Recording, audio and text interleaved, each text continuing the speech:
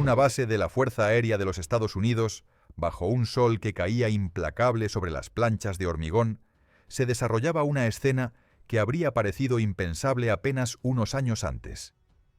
Un grupo de oficiales soviéticos, hombres que habían pasado gran parte de su vida analizando a su enemigo con frialdad y recelo, caminaban ahora escoltados por anfitriones norteamericanos sonrientes, dispuestos a mostrarles con orgullo la tecnología que había sido la columna vertebral de su poder aéreo durante la Guerra Fría.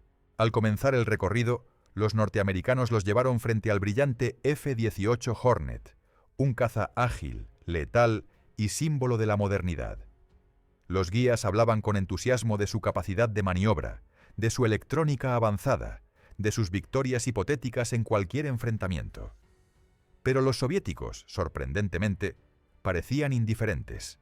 Apenas miraban el Hornet, apenas prestaban atención a las palabras de sus anfitriones.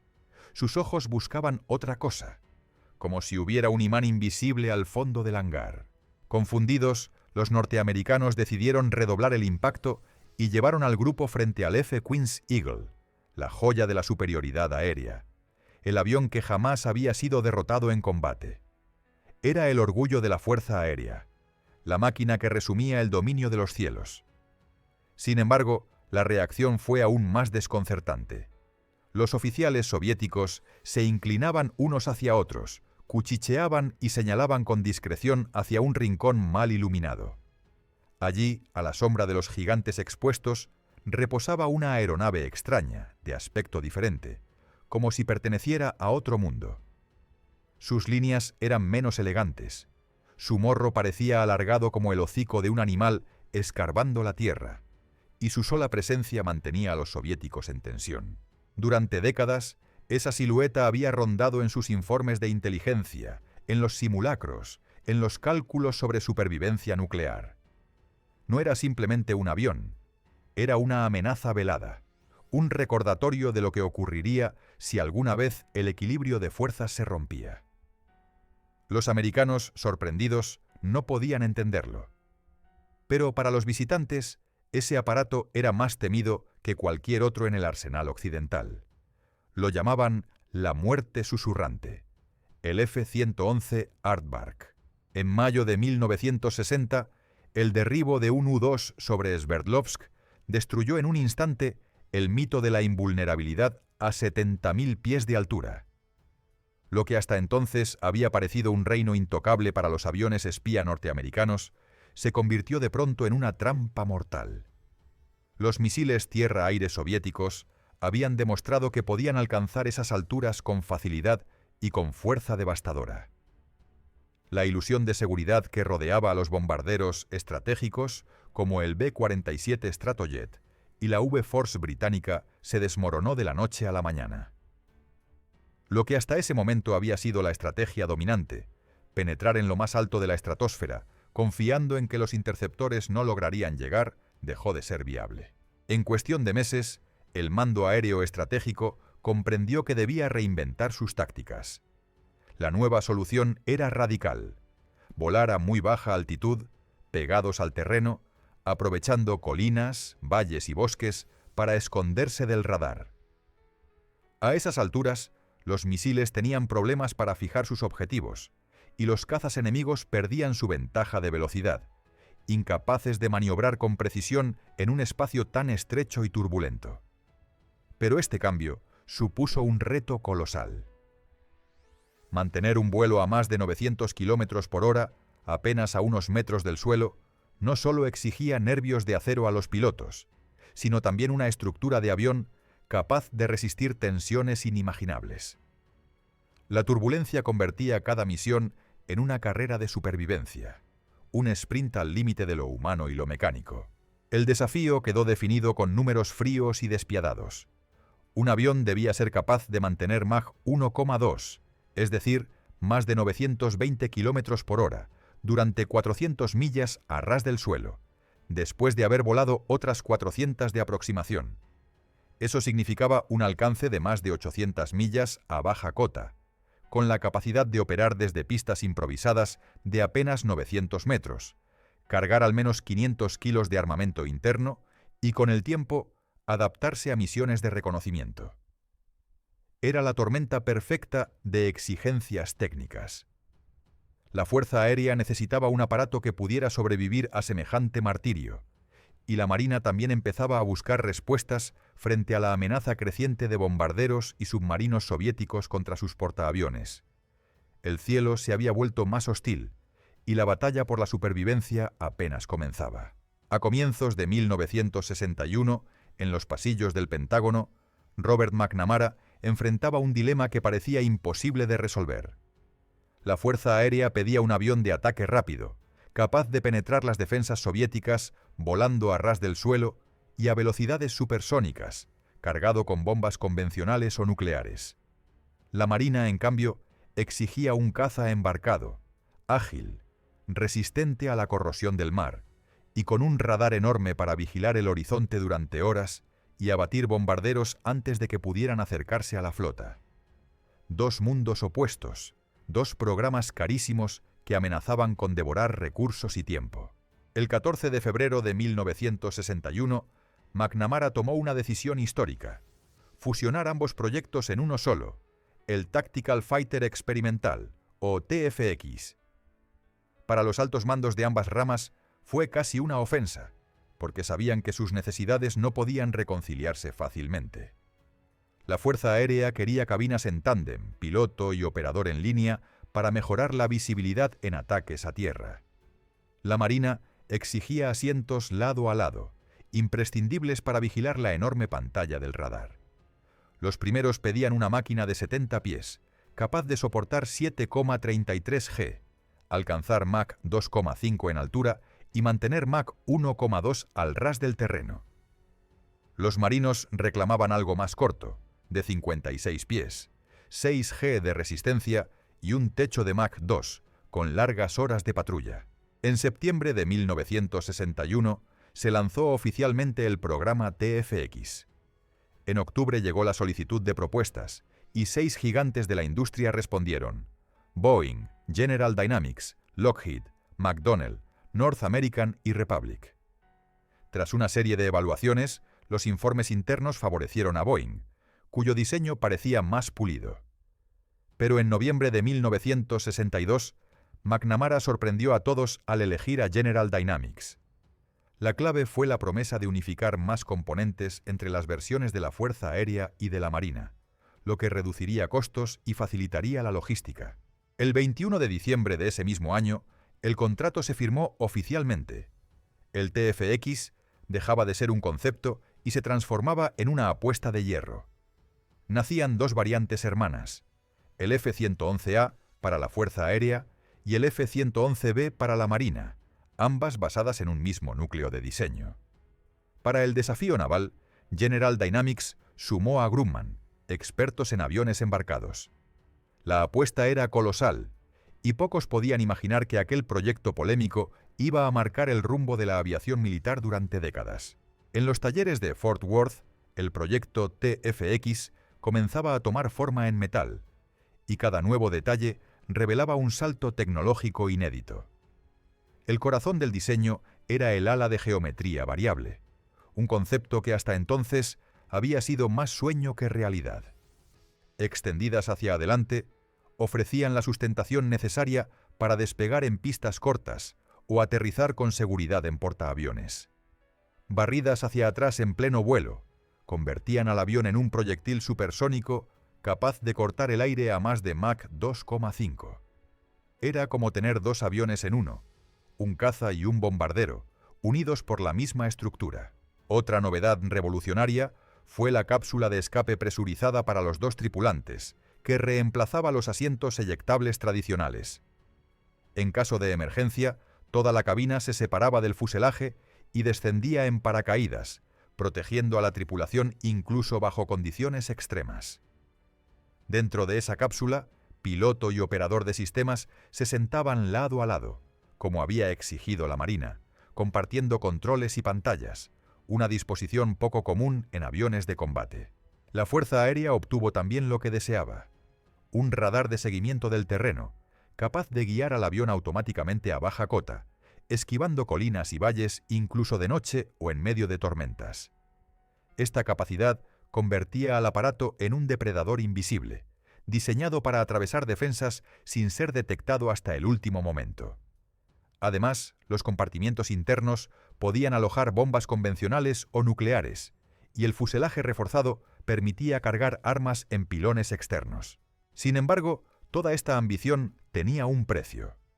Los dos motores Pratt & Whitney TF-30 con postcombustión eran pioneros en su generación, diseñados para ofrecer el empuje necesario en vuelos sostenidos a ras del suelo. Pero en los primeros ensayos mostraron un carácter impredecible. Pérdidas de compresor, apagones repentinos, estancamientos peligrosos que hacían vibrar la aeronave entera y la dejaban sin potencia en los momentos más críticos. La solución llegó con los icónicos conductos de admisión triple Plough, rampas móviles que regulaban el flujo de aire en diferentes regímenes de velocidad y altitud, estabilizando el motor y garantizando la continuidad de empuje. El F-111 nacía como una criatura compleja, avanzada y frágil a la vez. Cada innovación lo acercaba a ser el arma definitiva, pero también aumentaba los riesgos de fallo. Era un laboratorio volador, y los ingenieros sabían que aún quedaba un largo camino antes de demostrar que podía sobrevivir no solo en los planos de diseño, sino en la dura realidad del combate. En octubre de 1964, en Fort Worth, Texas, fue presentado oficialmente el primer F-111A. Apenas 2 meses después, en diciembre, levantó vuelo por primera vez. El despegue parecía prometer una nueva era, pero los problemas aparecieron con rapidez. Los motores TF-30 seguían mostrando inestabilidad, con apagones repentinos y pérdidas de compresor que podían poner al avión en caída libre sin previo aviso. Los pilotos de prueba describían momentos en los que la aeronave simplemente dejaba de responder. Un monstruo de metal que parecía tener voluntad propia. A medida que se añadían más sistemas y blindajes, el peso del aparato crecía por encima de lo previsto. Los aterrizajes se volvían bruscos, los despegues más largos y las vibraciones del fuselaje aumentaban. Los ingenieros detectaron grietas en los puntos de unión del ala de geometría variable, un hallazgo aterrador para un diseño que dependía precisamente de esa articulación para sobrevivir. Se ordenó la revisión completa de la flota, y en 1969 toda la serie fue puesta en tierra hasta que se rediseñaron los refuerzos estructurales. Mientras tanto, la versión naval, el F-111B, enfrentaba su propio calvario. La Marina necesitaba un avión más corto y ligero, capaz de operar desde portaaviones, pero la realidad era que el modelo era demasiado pesado, su morro demasiado voluminoso y sus alas demasiado frágiles para resistir las duras maniobras de cubierta. En 1968, tras años de retrasos y costos crecientes, la Marina canceló el programa. Aquella derrota dejó cicatrices políticas y técnicas, pero también abrió la puerta al desarrollo posterior del F-14 Tomcat, heredero de varias soluciones que habían nacido en el fallido B. El F-111A, en cambio, sobrevivió gracias a la determinación de la Fuerza Aérea. Con modificaciones constantes, nuevas aleaciones, mejoras en la aviónica y refuerzos en las alas, el programa se mantuvo vivo a pesar de las críticas del Congreso y de la prensa, que lo llamaban un pozo sin fondo de dinero. Cada vuelo de prueba era una carrera contra el fracaso, pero poco a poco el avión iba consolidando su carácter. En su interior se escondía un potencial devastador, y pronto tendría la oportunidad de demostrarlo en el escenario más cruel posible: la guerra real. En marzo de 1968, 6 F-111A del 474 Tactical Fighter Wing llegaron a Tailandia para participar en la operación Combat Lancer. Era el bautizo de fuego del nuevo bombardero táctico y todo estaba en juego: años de desarrollo, millones de dólares y la reputación de la Fuerza Aérea. De noche, bajo cielos oscuros y tormentosos, los aparatos se adentraron en territorio norvietnamita a velocidades cercanas a 500 nudos y a tan solo 200 pies de altura, siguiendo automáticamente el terreno gracias a su radar de seguimiento. Era una proeza técnica jamás vista, un vuelo fantasmal que el enemigo apenas podía detectar hasta que las bombas ya caían sobre sus objetivos. Las primeras incursiones parecían confirmar la promesa de la máquina. El F-111 cargaba el equivalente a 4 F-4 Phantom y lo entregaba con precisión quirúrgica, atravesando defensas imposibles para cualquier otro avión. Sin embargo, el entusiasmo duró poco. A finales de marzo desapareció un aparato sin dejar rastro. En abril, otro se perdió en condiciones similares. Poco después, un tercero se precipitó violentamente por un fallo catastrófico en el sistema de control del estabilizador horizontal. El avión entró en un picado incontrolable y se estrelló, matando a la tripulación. Las alarmas sonaron en todos los niveles del mando. Los F-111 fueron retirados de inmediato, y las investigaciones revelaron que 42 unidades sufrían del mismo defecto estructural. La operación Combat Lancer terminó abruptamente, dejando tras de sí un aura de fracaso y la sensación de que el ambicioso proyecto podía colapsar definitivamente.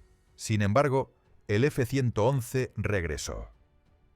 Tras años de reparaciones, refuerzos y rediseños, volvió a los cielos en 1972, desplegado en la base de Takli, Tailandia. Participó primero en los últimos compases de Linebacker y después en la devastadora campaña Linebacker 2, los llamados bombardeos de Navidad. Esta vez, su capacidad quedó demostrada. Noche tras noche, los F-111 penetraban profundamente en el corazón de Vietnam del Norte, esquivando radares y misiles para descargar un castigo que los soldados enemigos bautizaron con un nombre inquietante: la muerte susurrante.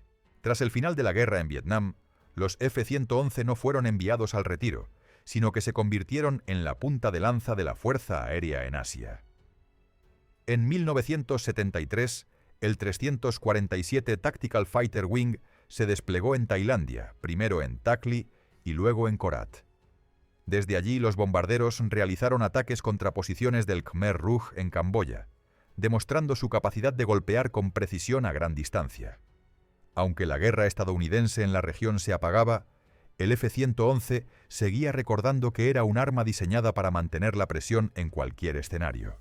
En mayo de 1975, durante la crisis del SS Mayagüez, 2 F-111 fueron enviados de emergencia mientras realizaban un simple vuelo de entrenamiento. Sin armamento pesado, se lanzaron en pasadas a baja altitud sobre el carguero capturado por el Khmer Rouge. El rugido de sus motores y la velocidad supersónica fueron suficientes para obligar a los captores a detener el barco cerca de la isla de Koh Tang. Poco después, otros F-111 ahuyentaron embarcaciones sospechosas con disparos de advertencia, hundiendo una de ellas. Era un ejemplo perfecto de intimidación aérea, sin bombas, sin misiles, solo la presencia brutal de la máquina. Años más tarde, el F-111 protagonizó una de las operaciones más audaces de la Guerra Fría. En abril de 1986, tras el atentado terrorista en Berlín Occidental, atribuido al régimen de Muammar el-Gaddafi, los Estados Unidos lanzaron la operación El Dorado Canyon.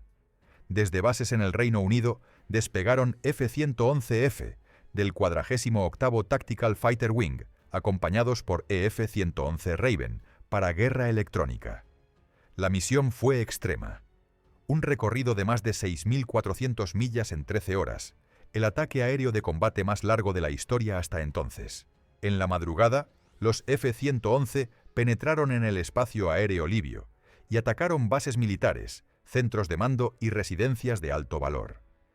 La precisión de su aviónica y la capacidad de volar a ras del suelo a gran velocidad les permitió atravesar las defensas antiaéreas más densas de África del Norte. Los daños infligidos a las instalaciones libias fueron severos, aunque la operación tuvo un coste. Uno de los F-111 fue derribado sobre el Mediterráneo y su tripulación no sobrevivió. Aún así, la misión envió un mensaje inequívoco al mundo. El F-111 no solo era un bombardero táctico, era un arma estratégica capaz de proyectar poder a cualquier rincón del planeta. A finales de los años 80, cuando la Guerra Fría comenzaba a desmoronarse, se organizaron intercambios insólitos entre antiguos enemigos. En una base aérea de Europa, la Fuerza Aérea de los Estados Unidos preparó una exhibición estática con lo mejor de su arsenal. Bajo el sol brillaban los cazas F-4 Phantom, los imponentes F-15 Eagle y los modernos F-16 Fighting Falcon. Los anfitriones esperaban que los visitantes soviéticos quedaran impresionados con aquellos símbolos de supremacía aérea, máquinas que resumían décadas de ventaja tecnológica. Pero la reacción sorprendió a todos. Los oficiales soviéticos apenas prestaron atención a los cazas más recientes. Pasaban junto a ellos con gestos neutros, como si ya los conocieran de memoria. En cambio, sus miradas se clavaron en un aparato que no estaba en el centro de la exhibición, sino en un lateral discreto, el F-111. Los norteamericanos, desconcertados, observaron cómo los visitantes se inclinaban entre sí, susurraban y señalaban al bombardero con evidente inquietud. Tiempo después, uno de los oficiales estadounidenses, Jim Rotramel, oficial de sistemas de armas del F-11-1, relató lo que descubrió entonces. Los soviéticos confesaron que, aparte del SR-71 Blackbird, el F-111 era el avión que más temían de todo el inventario occidental. No era casualidad. Para ellos, el Aardvark combinaba la velocidad de un caza con la capacidad destructiva de un bombardero pesado, y lo hacía volando a baja altitud con un sigilo imposible de contrarrestar con sus defensas tradicionales. Aquel reconocimiento tácito fue un golpe inesperado de respeto. La máquina que en Estados Unidos había sido criticada por costosa y problemática resultaba ser, a ojos del adversario, una de las amenazas más serias de toda la Guerra Fría. En silencio, los soviéticos habían calculado una y otra vez los escenarios en los que el F-111 irrumpía de noche sobre sus cielos, descargando bombas con precisión quirúrgica y desapareciendo antes de que sus radares pudieran reaccionar. No era un caza glamuroso ni un icono de exhibición aérea. Era, simplemente, el avión que podía cambiar el resultado de una guerra. En enero de 1991, el F-111 alcanzó el momento decisivo de su historia durante la Operación Tormenta del Desierto. El F-111F, equipado con el sistema de designación PAV-TAC, se convirtió en la herramienta más letal del arsenal aliado. Mientras otros aviones luchaban por mantener precisión en condiciones difíciles, el Aardvark realizaba ataques quirúrgicos una y otra vez, de noche, a gran velocidad y con una fiabilidad sorprendente. Los iraquíes descubrieron con horror una táctica devastadora que los pilotos bautizaron como milagros consecutivos. Primero, una bomba guiada por láser GBU-24 abría un agujero exacto en el techo de un refugio reforzado.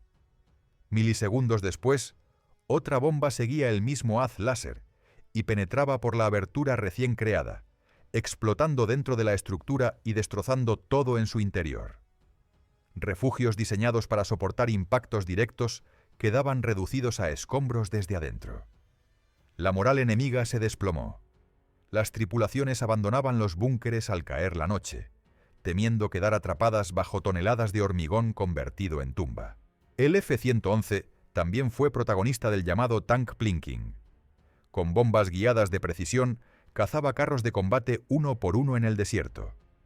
Cada noche, formaciones de tanques iraquíes terminaban reducidas a chatarra retorcida, invisibles a simple vista pero delatadas por el calor que captaban los sensores infrarrojos.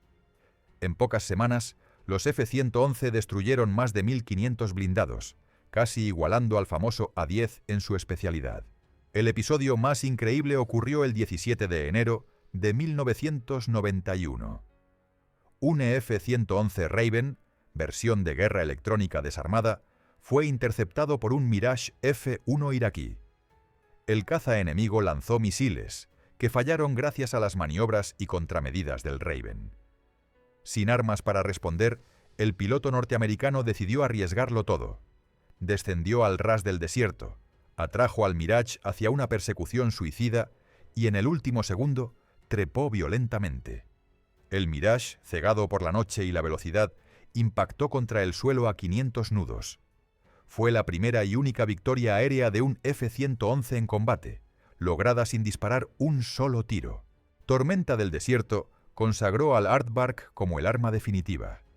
Rápido, versátil, temido y respetado, incluso por quienes nunca lo vieron llegar. En marzo de 1973, la Real Fuerza Aérea Australiana recibió oficialmente sus primeros F-111C, después de años de retrasos y refuerzos estructurales.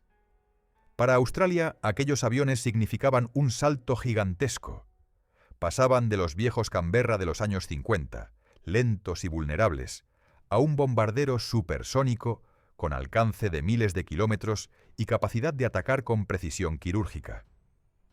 No tardaron en bautizarlo con un apodo peculiar: el cerdo, por la forma de su morro alargado que parecía husmear el suelo en busca de presas. Durante décadas, el F-111C fue el guardián silencioso del continente.